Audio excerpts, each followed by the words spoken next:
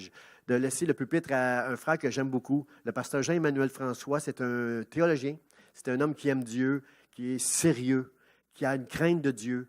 J'aime sa grande humilité, j'aime sa consécration et je sais que nous allons être bénis ce matin. Je lui ai donné juste une direction. On va rester dans la thématique des miracles et le reste, ça lui appartient. Alors, est-ce qu'on peut accueillir chaleureusement le pasteur Jean-Emmanuel François?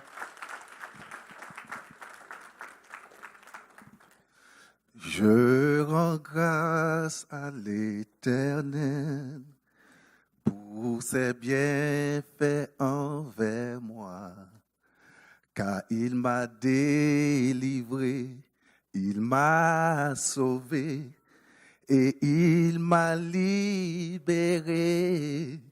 Rendons gloire à l'Éternel. D'âge en âge, il est le même. Glorifiez le nom de Jésus. Élevons Jésus en sa sainte présence. Glorifiez son nom. Pour tout ce qu'il a fait, je rends grâce à l'Éternel pour ses bienfaits envers moi, car il m'a délivré, il m'a sauvé et il m'a libéré. Rendons gloire à l'Éternel. D'âge en âge, il est le même. Glorifiez le nom de Jésus. Jésus n'est-il pas digne de louange? Jésus-Christ n'est-il pas digne de reconnaissance? Gloire à Dieu. Dans la même thématique, les miracles existent encore. Ce matin, je voudrais partager avec vous que le pasteur avait déjà introduit la semaine dernière, c'est le miracle d'une vie transformée. Est-ce que vous êtes là? Dieu ne fait pas des miracles juste pour des miracles. En arrière, chaque miracle, il y a un travail que Dieu fait. À travers chaque miracle, Dieu nous conduit quelque part. Donc, oui, nous approuvons que les miracles existent. Nous sommes d'accord que les miracles existent. Je suis pour les miracles, mais pas à n'importe quel prix. Parce qu'il y a des vrais miracles et il y a de faux miracles. Et le passage que nous allons considérer, c'est 2 Rois, chapitre 5, versets 1 à 3. Naaman, chef de l'armée du roi de Syrie. Pour vous qui suivez l'actualité présentement, vous voyez qu'est-ce qui est en train de passer. Hein? Donc, ce sont des signes prophétiques. La Syrie, Israël, ce sont deux pays qui sont continuellement en guerre. Et dans cette époque-là, donc, il y avait une guerre entre Syrie et Israël.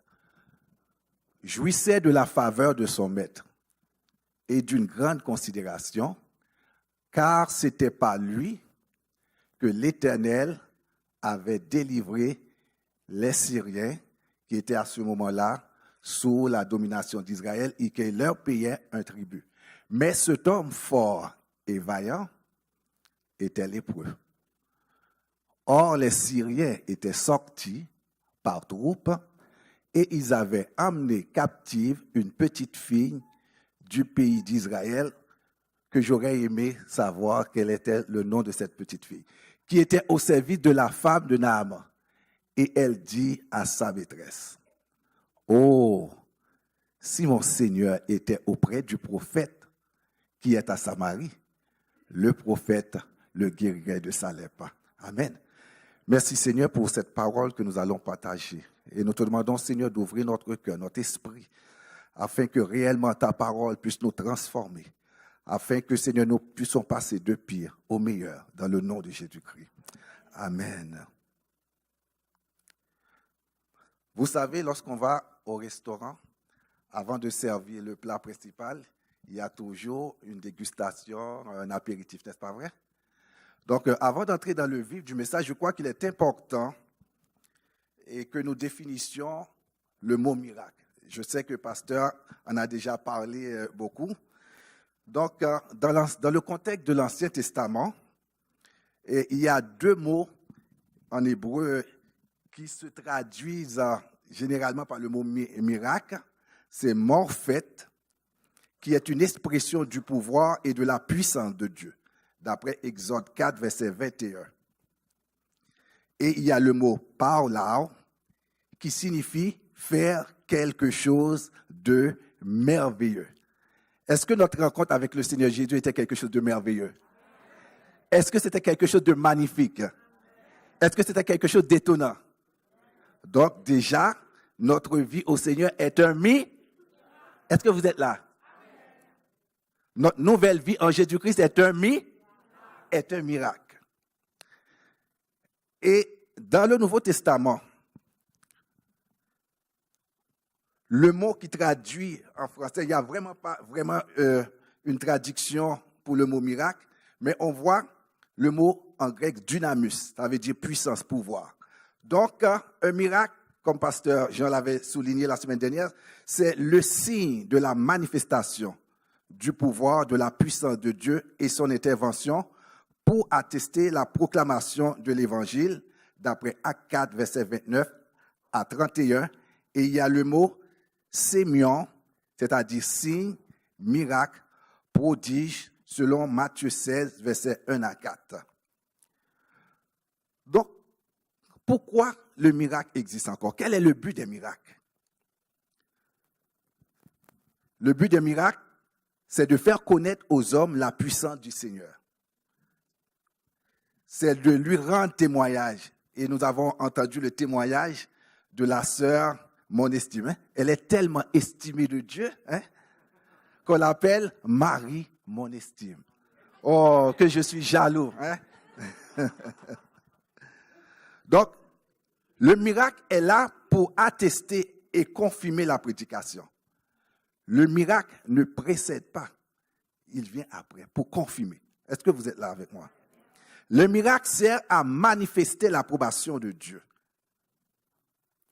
Et c'est quoi les objectifs de Dieu à travers les miracles? Quand Dieu accomplit un miracle dans notre vie, quand Dieu touche, guérit un de nos enfants, quand Dieu bénit notre travail, quel est l'objectif de Dieu en arrière de cela?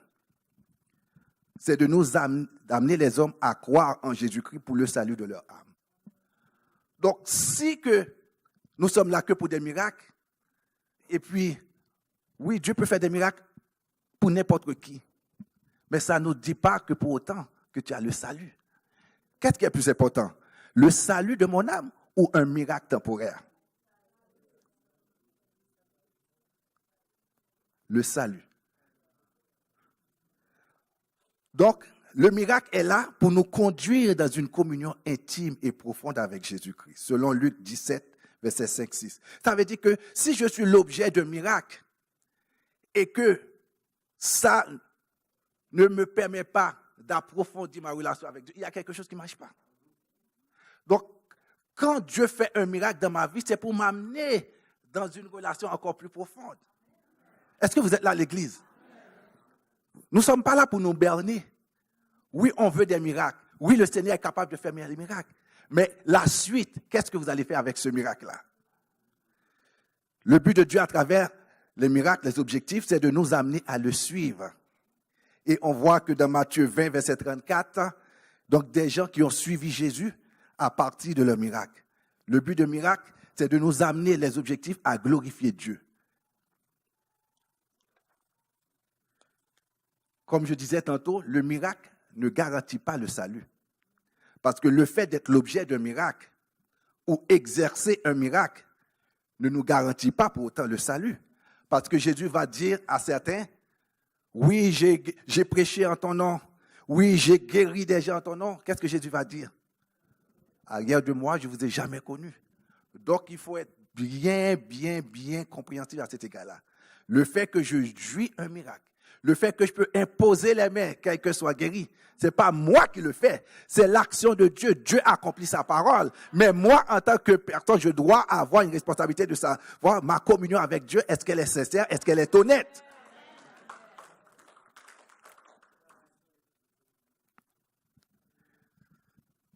Et quand les miracles se manifestent à notre yeux, il y a des critères d'évaluation pour valider un miracle authentique.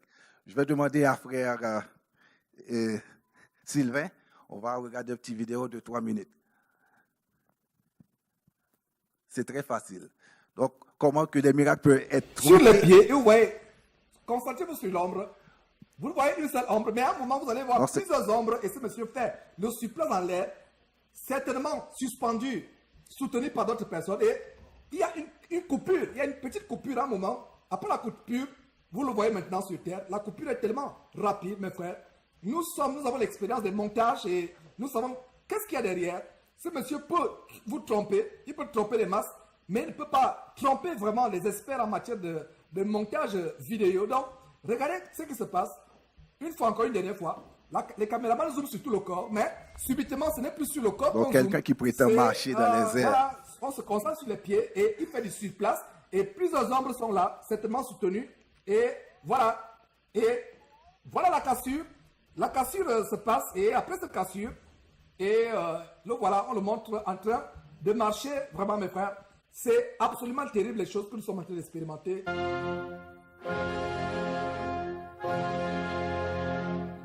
Donc, c'est important de vérifier, de voir si les miracles concordent avec les Écritures. Donc, il va vous montrer le trucage. Donc, il y a des gens qui prétendent marcher dans les airs et puis qui vendent ces vidéos-là et des gens qui achètent pensant que c'est un miracle venant de Dieu. Donc, c'est pour ça que c'est important. Donc, il y a des critères qui nous permettent d'évaluer si un miracle est vrai ou authentique. We're probably going to have him do it a couple times. Yeah, so we might as well just start practicing. Okay. Yeah. All right. Yeah, go ahead. Walk up here and let's do it. You want to put it in now. So we'll Let's start. go. All right. You ready? All right. We're gonna meet you at the bottom of the stairs. Let's shoot.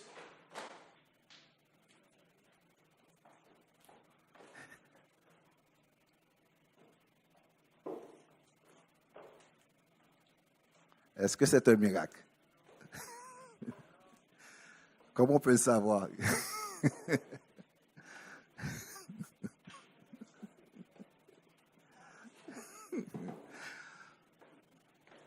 Merci, frère Sylvain. Est-ce que c'est un miracle? Hein? Donc, comment on peut savoir si ce n'est pas un vrai miracle?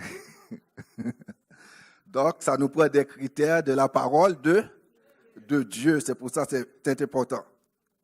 Donc, merci, frère Sylvain. Donc, c'est pourquoi Dieu nous a commandé d'éprouver les esprits pour connaître la source de leur provenance.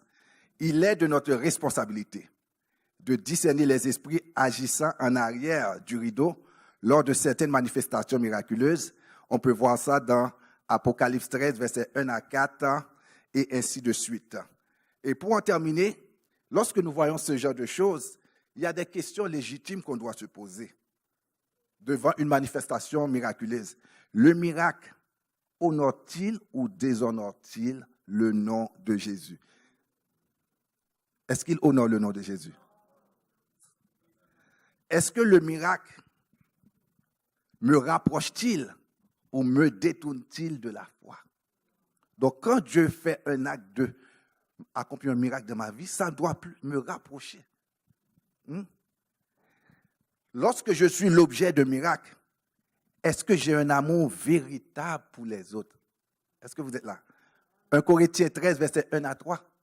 Quand même j'aurai le don d'accomplir toutes sortes de miracles. Si je n'ai pas l'amour, cela ne sert de rien. Est-ce que le miracle est-il conforme ou en contradiction avec les Écritures? Et pour terminer, est-ce que je dois payer pour avoir un miracle? Ça, c'est des questions. Si je m'en vais dans un endroit, on me dit pour avoir un miracle, il faut que je paye Donc, je dois avoir une petite sonnette qui sonne qui me dit que c'est pas normal. Donc, maintenant, nous allons rentrer dans le vif du sujet. C'est le miracle d'une vie transformée. Le premier point que nous allons voir, c'est la foi activée par le témoignage d'une jeune esclave. La Bible nous dit que cette jeune fille a été amenée de force. Il n'y a personne qui va dire volontairement à mémoire captive. Donc, elle avait été amenée captive et elle servait dans la maison de Naaman. Savez-vous ce que signifie le nom Naaman? Agréable. Hein? Donc, Dieu déjà prédisposait quelque chose d'important à accomplir dans la vie de Naaman, l'ennemi de son peuple. Hein? Vous vous souvenez, nous, avant de bénéficier de la grâce de Dieu, nous étions quoi? Nous étions ennemis de Dieu. Mais en Jésus-Christ, Dieu nous voyait déjà agréables. Est-ce que vous êtes là? Donc, si Dieu regardait sur notre passé, jamais il aurait intervenu dans notre vie. Mais c'est à cause de son amour. C'est à cause de sa compassion. C'est à cause de sa grâce. C'est à cause de sa bonté. La Bible nous dit, cette jeune fille, oui, elle aurait pu rester sur son sort et dire, « Ah, c'est bien ce qui lui arrive. » N'est-ce pas vrai? Elle aurait pu dire, « Dieu est en train de le juger. » Cette fille aurait resté dans une situation, pensée négative, et dire, « Oh Seigneur, regarde comment tu me mets, pourquoi je suis arrivé là, qu'est-ce que je fais là? » Cette jeune fille avait de la considération pour son maître. Et c'est pourquoi la parole de Dieu nous exhorte que nous aussi, nous devons avoir de la considération pour nos patrons, nos boss, même quand ils sont difficiles, mais de les apprécier, mais de mener une vie exemplaire, peut-être par notre témoignage qui peut les amener au Seigneur. Donc, Naaman, c'était un homme qui jouissait de la faveur. Il avait de la considération auprès de son roi. Donc, malgré toute cette considération, malgré toute cette faveur, mais il était malade. Malgré qu'il était malade, ça n'empêchait pas que le roi puisse avoir une grande considération pour lui. Et nous aussi, cela nous amène à comprendre que Pasteur Jean peut bien avoir des défauts. Pasteur Charlie peut bien avoir des défauts. Maestro peut bien avoir des défauts. Mais nous ne devons pas regarder à leurs défauts. Mais nous devons regarder à ce que Dieu peut accomplir dans leur vie. Amen. C'est ça, ça s'appelle avoir de la considération. Dieu nous demande de considérer, d'apprécier. Il jouissait de la faveur. Donc, il était distingué. Et cette jeune fille, je me demande, mais comment elle a pu entendre que son maître était malade? Généralement, quand la maîtresse de la maison parle de ses affaires, la reste avec, comme dit en créole, la femme de ménage n'a pas droit de s'immiscer dans les affaires de la maîtresse de la maison. Et elle a dit, si mon Seigneur savait qu'il y avait un prophète en Israël, il le guérissait. Donc cette jeune fille a témoigné que Dieu, dans la situation de Naaman, peut faire quelque chose. Et c'est pourquoi la Bible nous dit que la foi vient de ce qu'on a. Dès qu'il a entendu cette parole, la foi s'est active. La foi, c'est l'élément déclencheur qu'on a besoin. C'est la chose qui va partir là, c'est l'allumeur. Dans une voiture, dès qu'on passe la clé, il y a une explosion et puis ça permet à la voiture de... Donc c'est tout ce qu'il avait besoin. pendant tout le temps qu'il était malade. Il n'avait jamais entendu quelque chose de comme ça. Oui, il jouissait de la considération. Oui, il avait un marque d'honneur, une marque de distinction. Mais ça ne changeait rien à sa réalité malade. On peut bien avoir des diplômes, on peut bien avoir des certificats, mais ça ne change rien à notre réalité spirituelle aussi longtemps que Jésus-Christ ne fait pas quelque chose. On a besoin de la foi, que notre foi soit activée. Et c'est pourquoi la Bible nous dit que, au lieu de considérer nos propres intérêts, il faut considérer les besoins des autres. Donc, si cette jeune femme considérait sa situation personnelle, elle n'aurait pas assez de courage pour voir le besoin de guérison de son maître. Et c'est important pour nous qui sommes dans l'église de Jésus-Christ.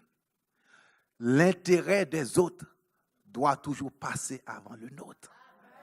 S'il y a des problèmes de division, s'il y a des murmures,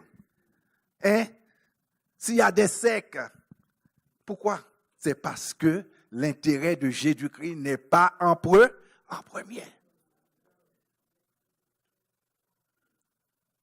Et sur cette parole, Naaman va prendre tout son équipement pour aller à la rencontre de l'homme de Dieu. Le deuxième point, c'est le miracle d'une vie transformée. C'est le miracle d'un cœur transformé de la soumission et l'obéissance. Oui, je veux être l'objet d'un miracle, mais il y a des critères. Le miracle, là, ce n'est pas un tour de magie. Le miracle, là, ce n'est pas quelque chose de chance. Dieu a une structure, Dieu a un ordre. Dieu a une manière de fonctionner. La Bible nous dit que Naaman s'est rendu et le prophète a simplement dit, il était lépreux. On sait que c'est une maladie contagieuse. Donc le prophète a dit simplement, va te baigner 7 fois dans le Jourdain et tu seras pur. Est-ce que c'est difficile à comprendre? Est-ce que c'est difficile à réaliser? Le cœur de Naaman avait besoin d'être transformé. Pourquoi? Parce qu'avant même qu'il aille, il s'était prétendu, déjà je suis un chef de l'armée, le roi me considère, je jouis de la faveur du roi. Donc quand je vais arriver, je m'attends à ce que le prophète, quelqu'un qui a besoin de guérison, maintenant qui est en train de dire de quelle manière que ça doit se faire. C'est comme si aujourd'hui j'irais à l'hôpital et voir mon médecin, je suis malade, et puis c'est moi qui va dire au médecin, voilà de quelle manière tu dois me soigner. Il dit, moi je vais y aller, je vais me présenter, et puis le prophète va venir, il va mettre sa main sur moi, et puis il va me toucher, il va me poser les mains, et il va me guérir. Donc, Naaman s'attendait à ce que Dieu fasse les choses à sa manière. N'en a-t-il pas de nous comme ça aujourd'hui? Nous voulons que les choses se fassent à notre manière. Ce n'est pas à nous de décider comment Dieu veut nous guérir. Ce n'est pas que le fait que le pasteur nous touche, on va être guéri. C'est Dieu qui veut nous toucher. S'il veut nous toucher pour être guéri, ça va se faire.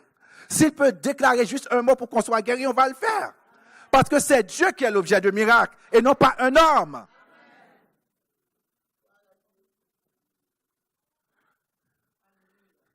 Naaman était fier, orgueilleux. Il avait une haute opinion de lui-même.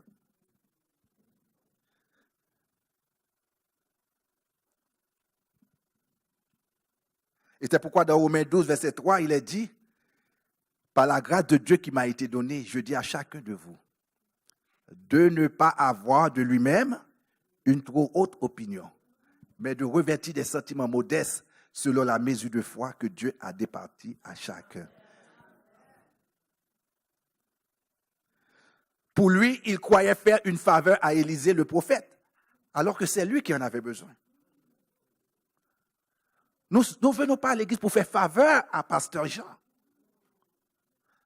Parce que c'est nous qui avons besoin de recevoir la prédication de Dieu pour être transformés.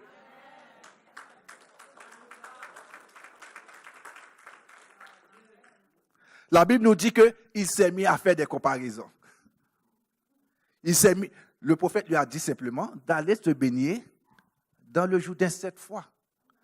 Pour quelqu'un qui est malade, qui veut être guéri, qui a pris la peine de partir très loin, j'aurais fait ça rapidement.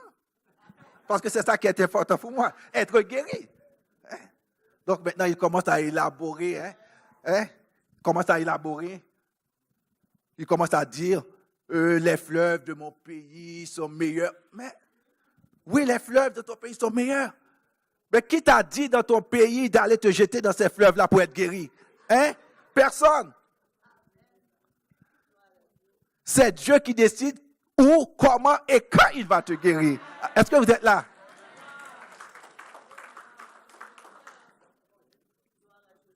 Là, il commence à comparer le Jourdain avec l'Abana. L'Abana, ça veut dire rocailleux.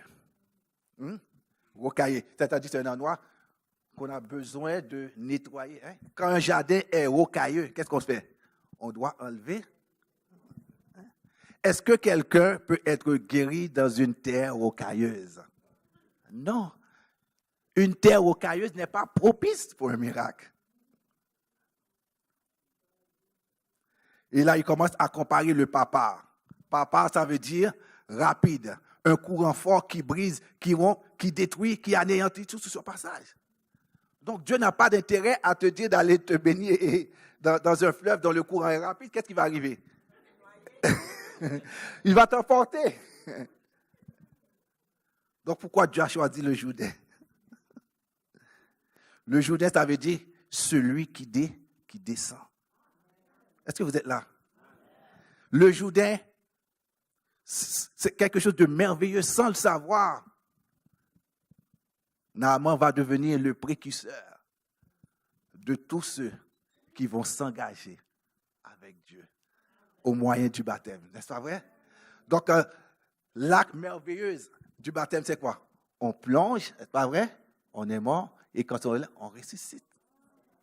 Dans le Jourdain. Et ce Jourdain-là, on voit que c'est là, ce même Jourdain-là, que Jean-Baptiste, son ministère, va se manifester. Jésus lui-même, c'est dans ce Jourdain. La Bible nous dit que le Saint-Esprit est descendu sur lui comme une colombe. Nous avons besoin de descendre dans la présence de Dieu. Nous avons besoin de nous humilier dans la présence de Dieu. Nous avons besoin de rechercher la grâce de Dieu sur nos genoux si nous voulons que le miracle se manifeste dans notre vie. Le miracle, ce n'est pas seulement être guéri d'une maladie, bien-aimé. Si j'étais orgueilleux, maintenant Dieu me donne un cœur humble, c'est un miracle. Si j'avais l'habitude de calomnier maintenant j'ai mis un bride sur ma langue, c'est un miracle, bien-aimé.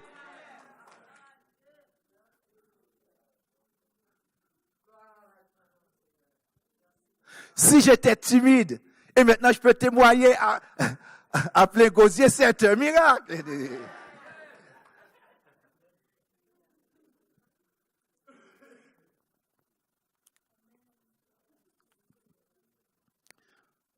Dieu lui a dit d'aller, le prophète lui a dit d'aller te plonger 7 fois.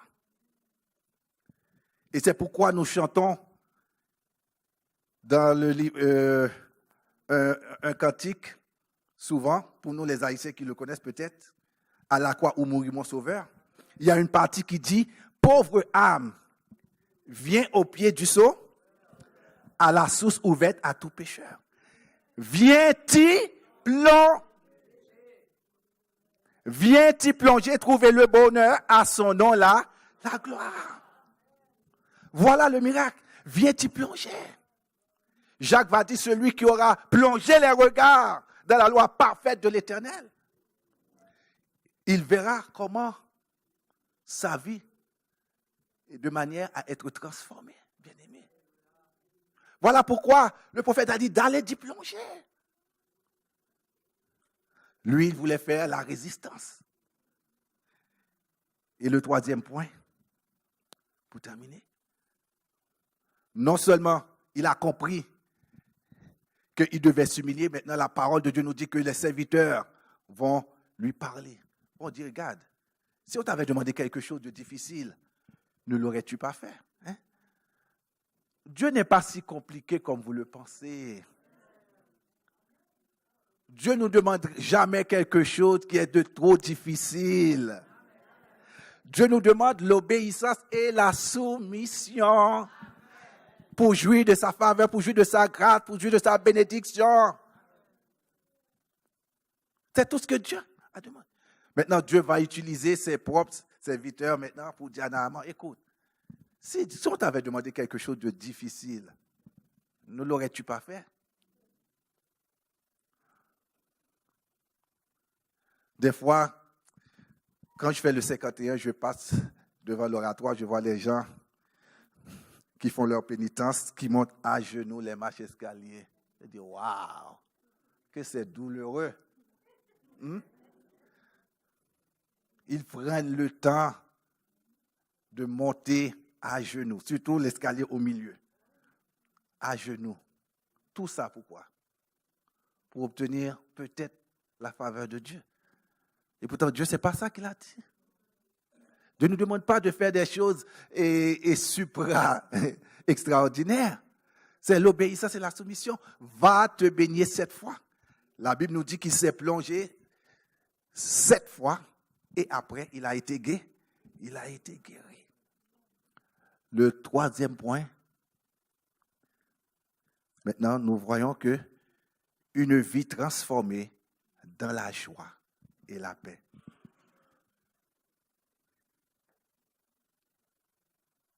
Après avoir été l'objet de cette guérison, maintenant, Naaman savait qu'il avait l'habitude avant d'aller dans le temple avec son maître, là où est la statue de Dagon. Mais il a dit au prophète Élisée, je sais que maintenant Dieu m'a guéri, je reconnais que Dieu est le Dieu véritable. Je reconnais qu'il est le Dieu suprême. Je reconnais qu'il est celui à qui je dois l'adoration.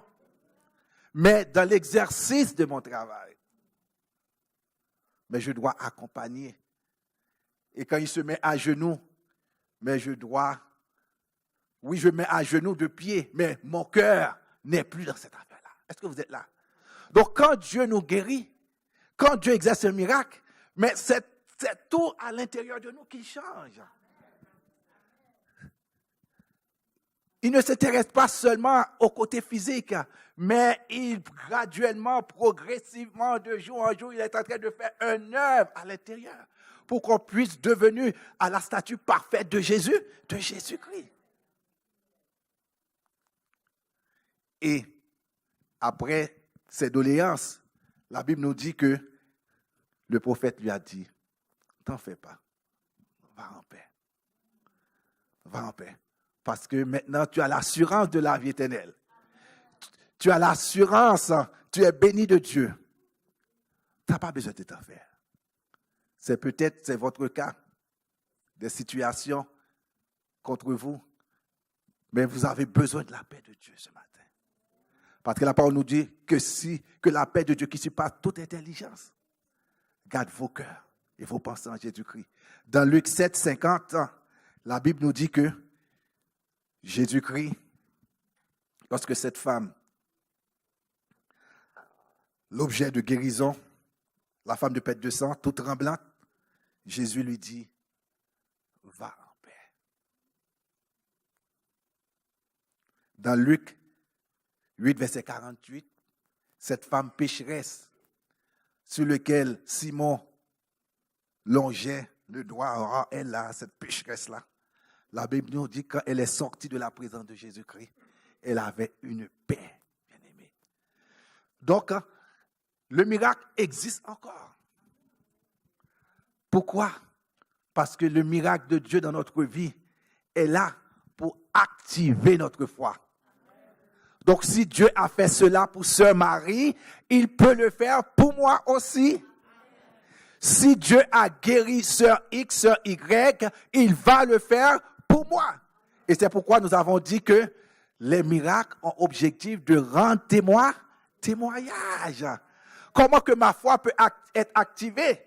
Par le témoignage de quelqu'un d'autre. C'est important, bien-aimé. Le miracle amène une transformation dans ma vie. Alors que l'Église ce matin reconnaisse, nous avons besoin d'être transformés. Nous n'avons pas besoin des miracles juste pour les miracles.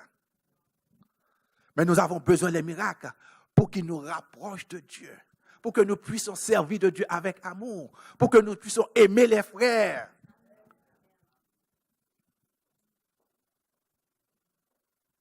Et Dieu ne nous donne jamais rien pour que cela nous trouble en retour.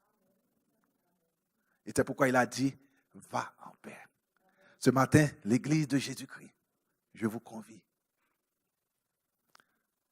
C'est Jésus-Christ seul qui peut transformer votre vie.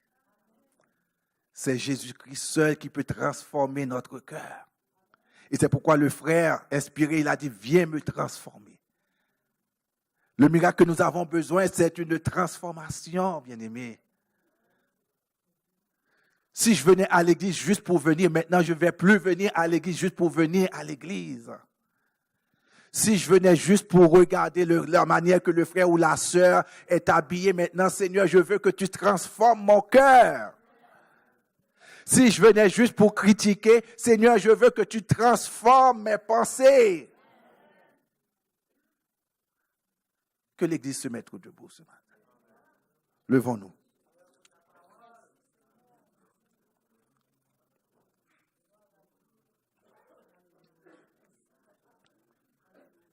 Nous allons prier et demander à Dieu de transformer nos vies. La manière que nous sommes entrés ici, que nous ne sortons plus jamais les mêmes. Le doute que j'avais, que cela dissipe. Le miracle que nous avons besoin, oui, il y en a pour nous des miracles physiques, oui. Mais le miracle le plus important à travers tout cela, c'est notre vie spirituelle avec Dieu. Donc, si Dieu transforme notre cœur intérieur, que le miracle vienne aujourd'hui, qu'il vienne après-demain, qu'il vienne dans un an, donc nous serons capables de rester les yeux fixés sur Jésus. Viens me transformer, viens me diriger, prends la place qui te revient. Viens me transformer, viens nous diriger, prends la place qui te revient. Levons les mains. Voix de cœur sincère. Est-ce que vous le faites avec sincérité? Pour un miracle, pour une guérison. Voix. Mes bras tendus vers toi. Voix dans la foi. Fermez vos yeux, adorez le Seigneur.